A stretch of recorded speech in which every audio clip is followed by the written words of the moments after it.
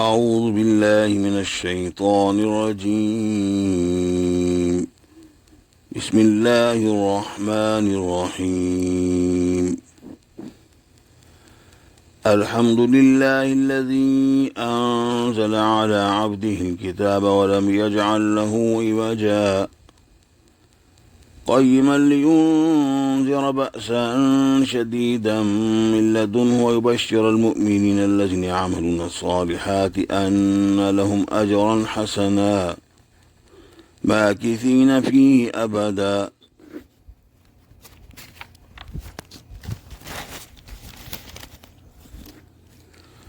وينذر الذين قالوا اتخذ الله ولدا ما لهم به من علم ولا لآبائهم كبرت كلمة تخرج من أفواههم إن يقولون إلا كذبا فلعلك باخع نفسك على آثارهم إن لم يؤمنوا بهذا الحديث أسفا إنا جعلنا ما على الأرض زينة لها لنبلوهم أيهم أحسن عملا وإنا لجاعلون ما عليها صعيدا جرزا. أم حسبت أن أصحاب الكهف والرقيم كانوا من آياتنا عجبا إذ أوى الفتية إلى الكهف فقالوا ربنا آتنا من لدنك رحمة وهيئ لنا من أمرنا رشدا فضربنا على آذانهم في الكهف سنين عددا ثم بعثناهم لنعلم أي الحزبين أحصى لما لبثوا أمدا. نحن نقص عليك نبأهم بالحق إنهم فتية آمنوا بربهم وزدناهم هدى وربطنا على قلوبهم إذ قاموا فقالوا ربنا رب السماوات والأرض لن ندعو من دونه إلها لقد قلنا إذا شططا هؤلاء قوم اتخذوا من دونه آلهة لولا يأتون عليهم بسلطان بين فمن أظلم ممن افترى على الله كذبا وإذ اعتزلتموهم وما يعبدون إلا الله فأووا إلى الكهف ينشر لكم ربكم من رحمته ويهيئ لكم من أمركم مرفقا. وترى الشمس إذا طلعت تزاور عن كهفهم ذات اليمين وإذا غربت تقرضهم ذات الشمال وهم في فجوة منه ذلك من آيات الله من يهد الله فهو المهتد ومن يضلل فلن تجد له وليا مرشدا وتحسبهم أيقاظا وهم رقود ونقلبهم ذات اليمين وذات الشمال وكلبهم باسط ذراعيه بالوسيد لو اطلعت عليهم لوليت منهم فرارا ولملئت منهم رعبا وكذلك بعثناهم ليتساءلوا بينهم قال قائل منهم كم لبثتم قالوا لبثنا يوما أو بعض يوم قالوا ربكم أعلم بما لبثتم فابعثوا أحدكم بورقكم هذه إلى المدينة فلينظر أيها أزكى طعاما فليأتكم برزق منه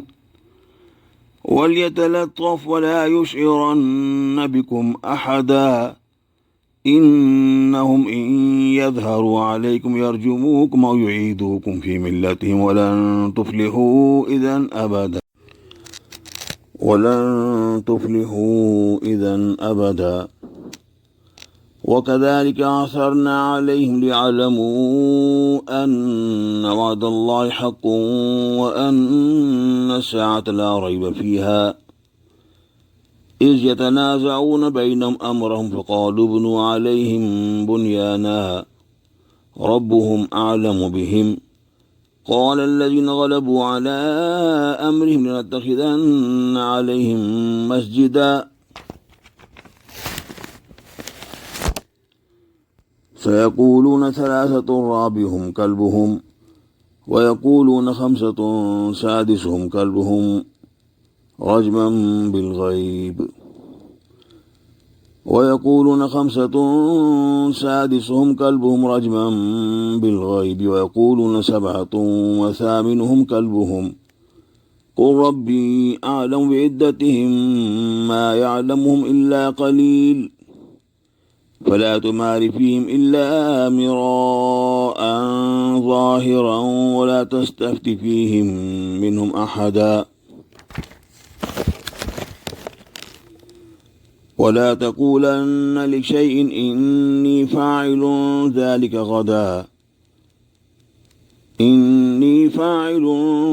ذلك غدا إلا أن يشاء الله واذكر ربك إذا نسيت وقل عسى أن يهديني ربي لأقرب من هذا رشدا ولبثوا في كهفهم 300 سنين وازدادوا 9 قل الله أعلم بما لبثوا له غيب السماوات والأرض أبصر به وأسمع ما لهم من دونه من ولي ولا يشرك في حكمه أحدا واتل ما أوحي إليك من كتاب ربك لا مبدل لكلماته ولن تجد من دونه ملتحدا واصبر نفسك مع الذين يدعون ربهم بالغداة والعشي يريدون وجهه ولا تعد عيناك عنهم تريد زينة الحياة الدنيا ولا تطع من أغفلنا قلبه عن ذكرنا واتبع هواه وكان أمره فرطا وقل الحق من ربكم فمن شاء فليؤمن ومن شاء فليكفر إنا أعتدنا للظالمين نارا أحاط بهم سرادقها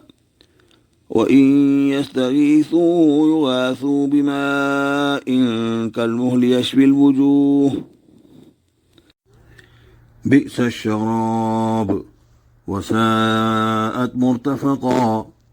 إن الذين آمنوا وعملوا الصالحات إنا لا نضيع أجر من أحسن عملا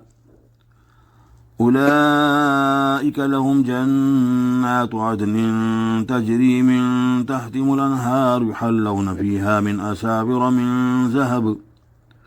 ويلبسون ثيابا خضرا من سندس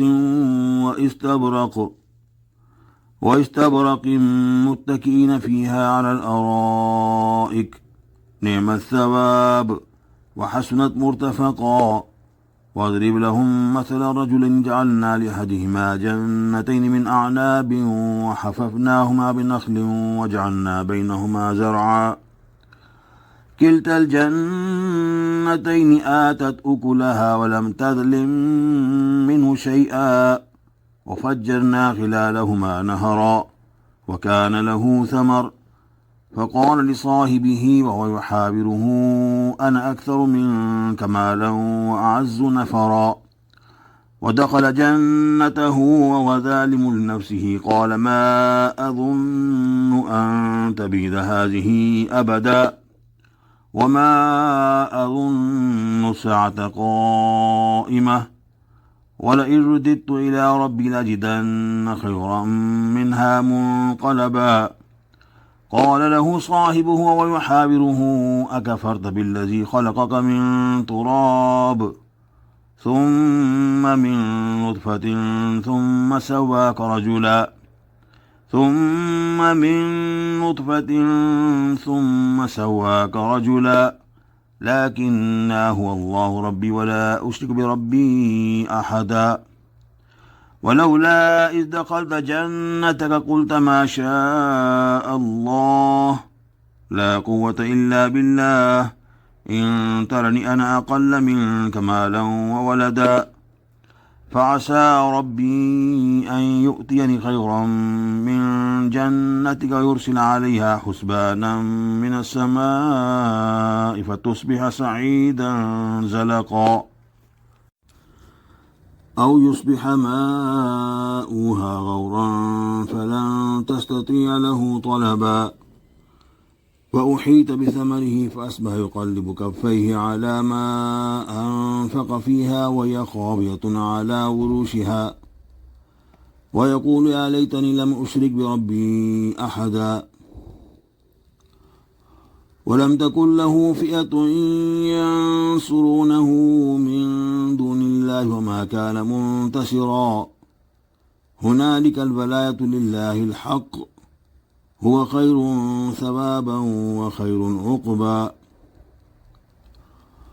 واضرب لهم مثل الحياة الدنيا كماء إن أنزلناه من السماء فاختلط به نبات الأرض فأصبح هشيما تذروه الرياح وكان الله على كل شيء مقتدرا المال والبنون زينة الحياة الدنيا والباقيات الصالحات خير عند ربك ثوابا وخير أملا ويوم نسير الجبال وترى الأرض بارزة وحشرناهم فلم نغادر منهم أحدا وعرضوا على ربك صفا لقد جئتمونا كما خلقناكم أول مرة بل زعمتم أن لن نجعل لكم موعدا فوضع الكتاب فترى المجرمين مشفقين مما فيه ويقولون يا ويلتنا ما لهذا الكتاب لا يغادر صغيرة ولا كبيرة إلا أحصاها ووجدوا ما عملوا حاضرا ولا يظلم ربك أحدا وإذ قلنا للملائكة اسجدوا لآدم فسجدوا إلا إبليس كان من الجن ففسق عن أمر ربه أفتتخذونه وذريته أولياء من دوني وهم لكم عدو بئس للظالمين بدلا ما أشهدتهم خلق السماوات والأرض ولا خلق أنفسهم وما كنت متخذ المضلين عضدا ويوم يقول نادوا شركائي الذين زعمتم فدعوهم فلم يستجيبوا لهم وجعلنا بينهم موبقا ورأى المجرمون النار فظنوا أنهم مواقعوها ولم يجدوا عنها مصرفا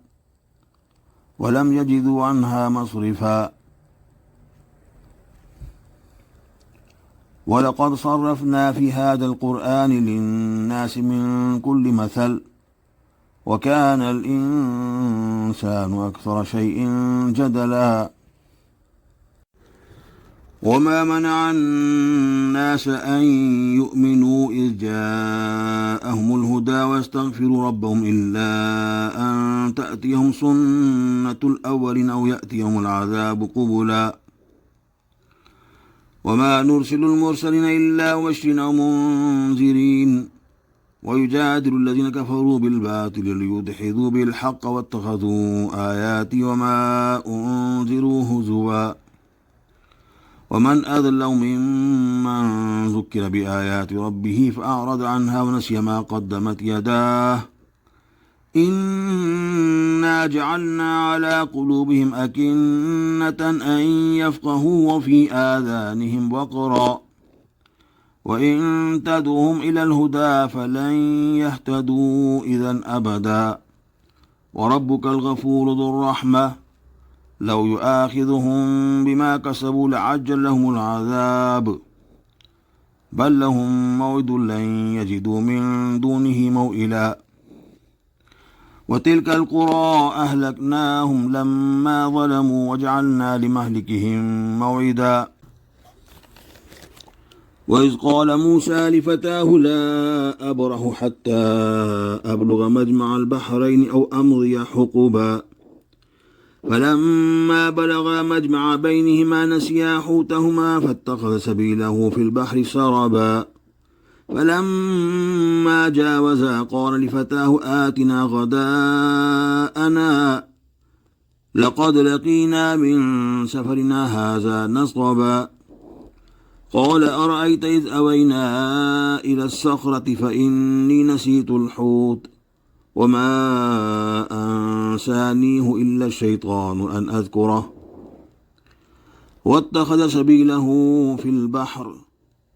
واتخذ سبيله في البحر عجبا قال ذلك ما كنا نبغي فارتدا على آثارهما قصصا فوجد عبدا من عبادنا آتيناه رحمة من عندنا وعلمناه من لدنا علما قال له موسى هل أتبعك على أن تعلمني مما علمت رشدا قال له موسى هل أتبعك على أن تعلمني مما علمت رشدا قال إنك لن تستطيع معي صبرا وكيف تصبر على ما لم تحط به خبرا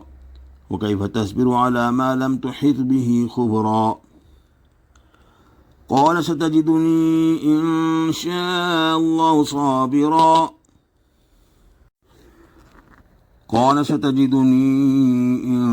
شاء الله صابرا ولا أعصي لك أمرا قال فإن اتبعتني فلا تسألني عن شيء حتى أحدث لك منه ذكرا فانطلقا حتى إذا ركبا في السفينة خرقها قال خرقتها لتغرق أهلها لقد جئت شيئا إمرا قال ألم أقل إنك لن تستطيع معي صبرا قال لا تؤاخذني بما نسيت ولا ترهقني من أمري يسرا فانطلقا حتى إذا لقيا غلاما فقتله قال قتلت نفسا زكية بغير نفس لقد جئت شيئا نكرا قال ألم أقل لك إنك لن تستطيع معي صبرا قال إن سألتك عن شيء بعدها فلا تصاحبني قد بلغت من لدني عذرا فانطلقا حتى إذا أتيا أهل قرية استطعما أهلها فأبوا أن يضيفوهما فوجد فيها جدارا يريد أن ينقض فأقامه قال لو شئت لاتخذت عليه أجرا قال هذا فراق بيني وبينك سأنبئك بتأويل ما لم تستطع عليه صبرا أما السفينة فكانت لمساكين يعملون في البحر فأردت أن أعيبها وكان وراءهم ملك يأخذ كل سفينة غصبا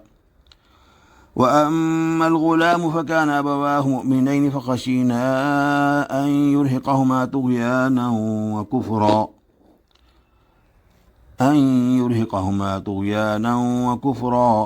فأردنا أن يبدلهما ربهما خيرا منه زكاة وأقرب رحما وأما الجدار فكان لغلامين يتيمين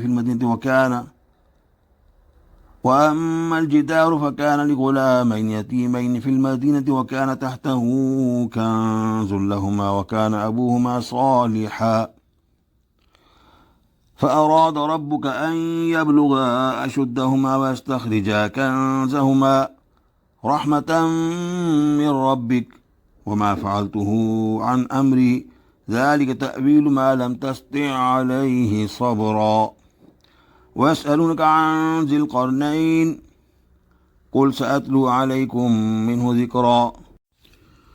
إنا مكنا له في الأرض وآتيناه من كل شيء سببا فأتبع سببا حتى إذا بلغ مغرب الشمس وجدها تغرب في عين حمئة وجد عندها قوما قلنا يا ذا القرنين إما أن تعذب وإما أن تتخذ فيهم حسنا قال أما من ظلم فسوف نعذبه ثم يرد إلى ربه فيعذبه عذابا نكرا وأما من آمن وعمل صالحا فله جزاء الحسنى وسنقول له من أمرنا يسرا ثم أتبع سببا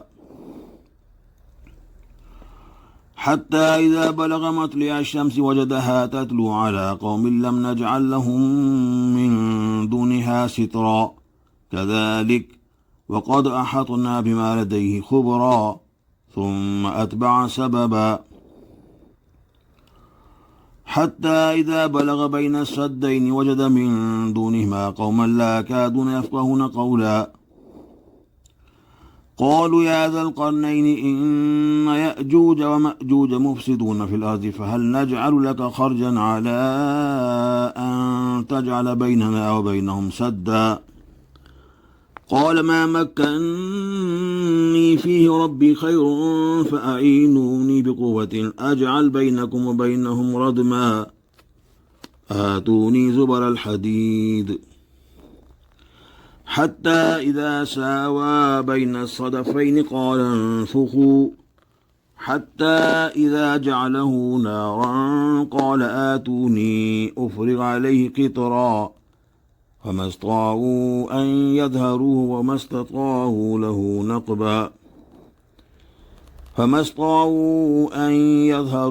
استطاعوا له نقبا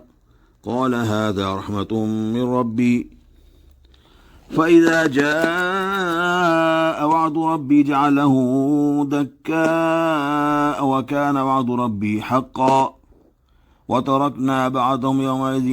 يموج في بعض ونفخ في السور فجمعناهم جمعا وعرضنا جهنم يومئذ للكافرين عرضا الذين كانت أعينهم في غطاء عن ذكري وكانوا لا يستطيعون سمعا أفحسب الذين كفروا أن يتخذوا عبادي من دوني أولياء إنا أعتدنا جهنم للكافرين نزلا قل هل ننبئكم بالأخسرين أعمالا الذين ضل سعيهم في الحياة الدنيا وهم يحسبون أنهم يحسنون صنعا أولئك الذين كفروا بآيات ربهم ولقائه فحبطت أعمالهم فلا نقيم لهم يوم القيامة وزنا ذلك جزاؤهم جهنم بما كفروا واتخذوا آياتي ورسلي هزوا إن الذين آمنوا وعملوا الصالحات كانت لهم جنات الفردوس نزلا خالدين فيها لا يبغون عنها حولا قل لو كان البحر مدادا لكلمات ربي لنفد البحر قبل أن تنفد كلمات ربي ولو جئنا بمثله مددا قل إنما أنا بشر